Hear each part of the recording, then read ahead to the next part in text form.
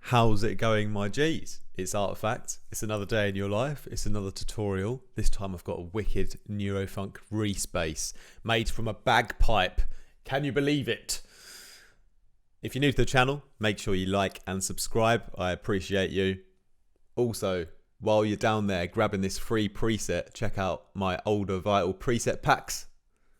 And lastly, check out my website for information about my tuition. Take advantage of that because it's very affordable and I'm very, very good at teaching. That's quite a bold statement, but I believe it to be true. Just from the feedback that I've had. Let's get straight into this loop today.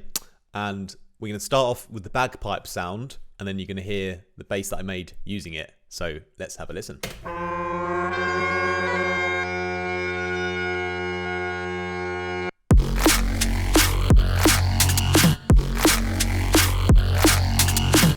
And check out this pitch bend as well.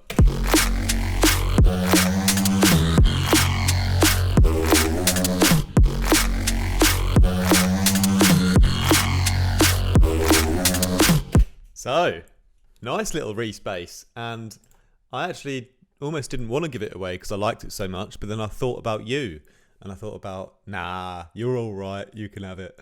Anyway. Stick around to the end of the video because I'm going to teach you a couple of little tricks and tips in Vital before you download the patch. Yeah, so let's jump straight into it. And with the voicing, if I just turn off these little badgers, if we just remember how many we've got 1, 2, 3, 4, 5, 6 badgers. And then, yeah, let's turn off the filter for now and we'll start from scratch. Shepherd tone, FM sample, right, brilliant. So obviously the first thing that we have to do is drag over our bagpipe sample in, and it's just from Freesound. Then I've put on an oscillator, and then I've just changed the pitch of the sample with the keyboard on here until it matched my sine wave. So it's in the right key when I'm hitting my F here. Then I'm going to add in the FM sample. It starts to blend it in together.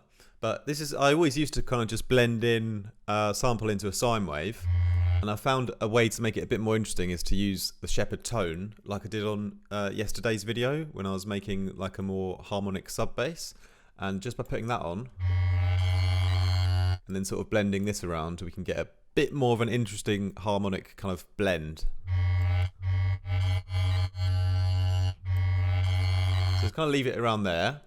Let's add in another sine wave now, which is an octave lower, so this is kind of like the sub sine wave, and we're going to FM from everything that we've done so far, basically from oscillator 1.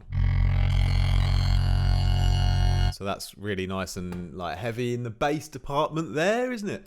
Then thirdly, I've just chosen like a spectral wavetable so I can add in a little bit more noise, and we're just going to FM from oscillator 2 on this one here. Give a bit of that crunchy high end in there. I've left the voicing all the way at 1 on all of them because I'm going to just use the effects section to add a bit of stereo. So one more thing before we go over there is a little filter on the phaser positive here, and we just got a little bit of a slow movement on an LFO just to kind of give this a bit of life here. And everything's running into this filter from all of the oscillators and the sample. And what I did when I was sort of gliding up and down on the pitch was I tracked the note to a bunch of parameters. So when the note is played higher up on the keyboard, it actually pitches up a little bit on this kind of fine tuning, so it becomes a bit more detuned. And then the shape of the filter here changes, and we also kind of boost up the volume of the bagpipe sample as well. And there's a couple of other things that happen in the effects.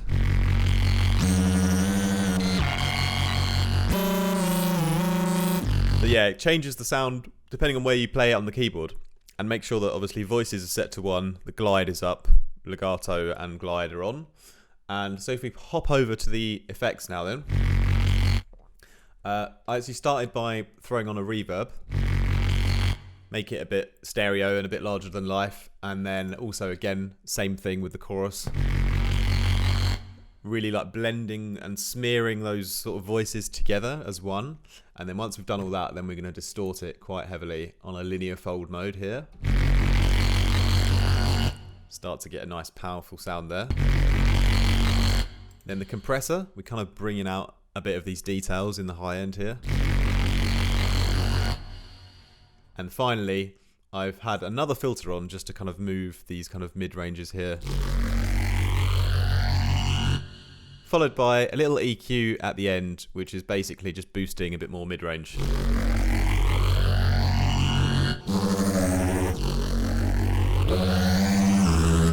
So really nice overall. That's the Bagpipe Reese, pretty much done and dusted.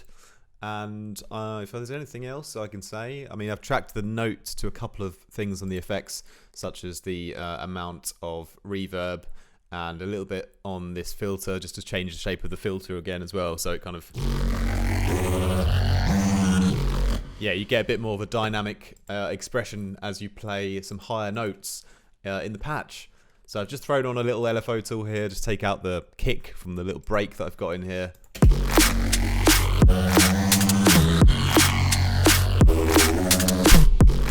So there you are.